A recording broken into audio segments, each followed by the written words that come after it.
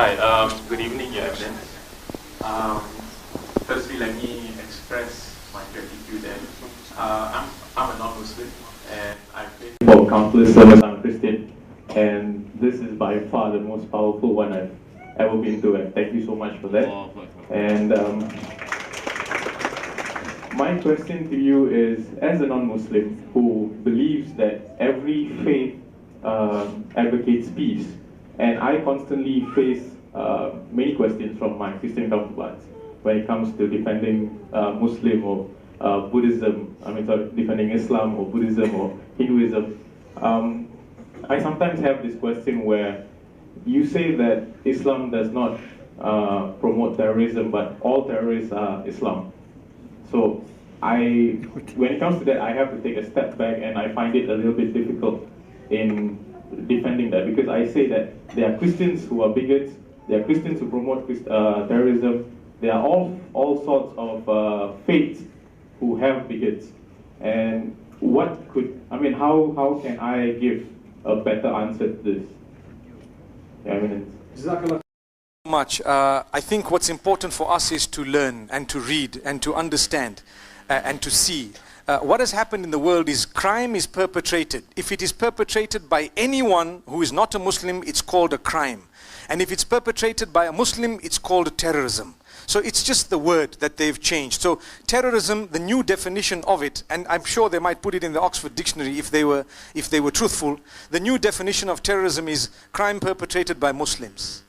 You see, so that would exclude all non-Muslims. And I say this because we read the press. We know what's happening in the media. You know, I'm quite well versed with what's going on at the moment, and we feel so prejudiced against when it comes to matters of this nature. You know, you have McVeigh. He is not called a terrorist. You have anyone who's Christian. You know, the Sinn Féin, for example. You have the Lord's Resistance Army. You have the Christians, the Tutsis and the Hutus in Rwanda, for example. The ethnic cleansing that's happened in a lot of countries. These people have massacred millions of people, but they're not called terrorists.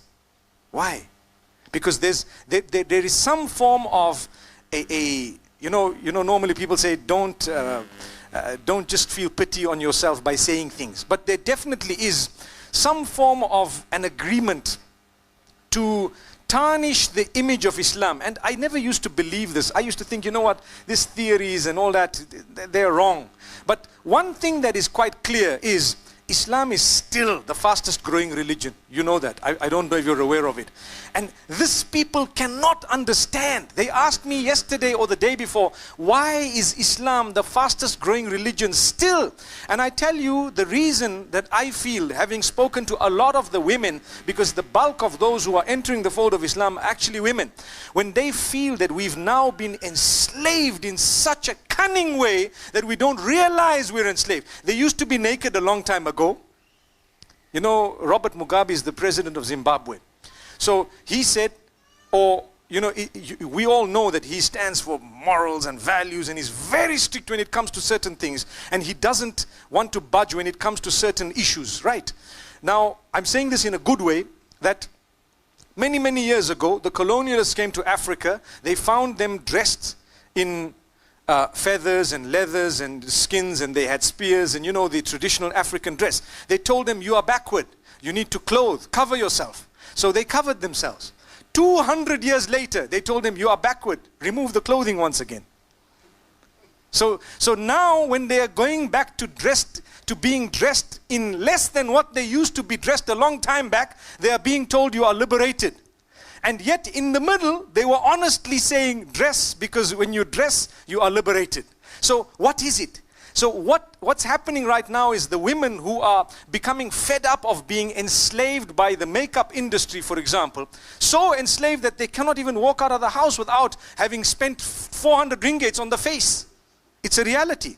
And they can't walk out. They can't without this and without that. They start thinking to themselves, hang on, how come we've gone back to the Stone Age where we've taken out all our clothing and we're dressing for a male-dominated environment to soothe the eyes of the males?